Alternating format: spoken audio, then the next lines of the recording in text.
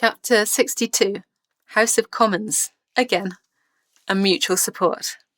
I was asked by the MP James Gray, who had taken the post as patron of Mutual Support, which is the Armed Forces MS support group, after our fight to get Beta Furon, to go to the House of Commons again to do a speech in front of a few other MS sufferers and some interested MPs. My dad and Adrian wanted to come with me, so we all turned up at the House of Commons. One of the MPs invited us all into the stunning government buildings, which was very exciting. We were escorted to a room, and Adrian and my dad sat at the back of the room with the other MPs. I sat at the side with a big display screen in the centre.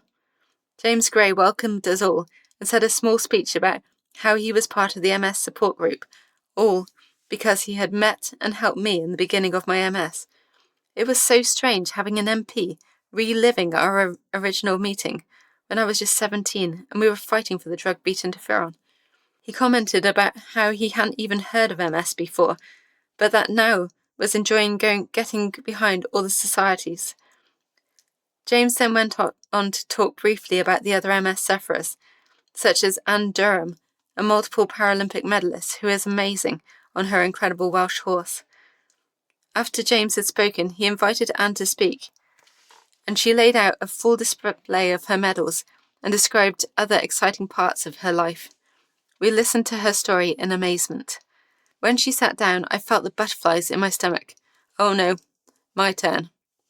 I hadn't written a speech like Anne, but I knew my story very well, and so the speech came out without me even batting an eyelid. I showed the audience my latest medals from the Commonwealth Games in Delhi, 2 silvers and a bronze, and they all looked very impressed in my story. It is incredible how everyone has to fight for something, however small. The MS stories were very interesting, and at the end, Adrian and I started talking to a lady from the Mutual Support Organisation who represented MS sufferers who had played their part in the 3 forces, the Army, the Navy and the Air Force, all of whom had fought for our country before having to fight a solo fight against MS. Adrian and I were invited to give a speech at one of these mutual support events in Birmingham, and we obviously agreed. We were loving being part of the mutual support group and wanted to help in any way possible. We arrived at the event and I was dressed up in my GB tracksuit, ready for my speech. I stood in front of a large number of MS patients. Some members were in a wheelchair, others had sticks, and there were a few guide dogs, which gave their owners some assistance when requested. After speaking to almost everyone in the room, I was awarded an honorary membership of the Mutual Support Group, which I welcomed with open arms. What a lovely gift for me. They wanted me to join them and offer as much inspiration as I could, even though I had never fought for Great Britain. How humbling. I felt very proud and very special.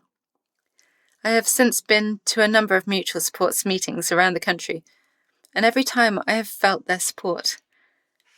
Maybe by me being there and informing them of my successes and my next competitions.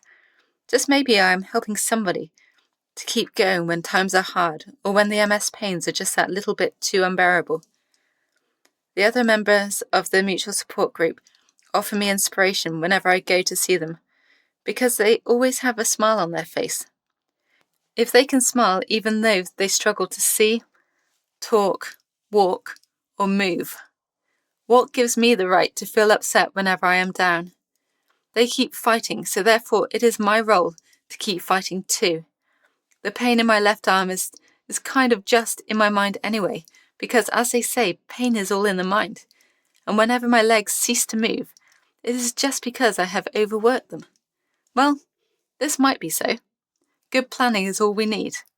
Stay in charge, stay in control, keep smiling, and stay happy and positive. Us against the MS, we will win.